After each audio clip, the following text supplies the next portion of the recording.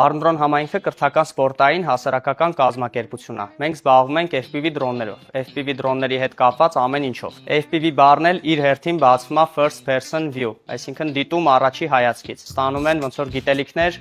ինժեներական ոլորտում, այդտեղ սկսված զոդումից մինչև կապը ոնց է աշխատում, 3D մոդելավորում, որ որոշակի բաներ տպագրեն դրոնների հետ կապված, վարել են սովորում, ինժեներություն են սովորում, ամեն ինչը sense կոմպլեքս ոնց որ գիտելիքների մի հատ պաշարավ։ Մեր մոտ դասընթացները փուլային են, այսինքն առաջի փուլի ընթացքում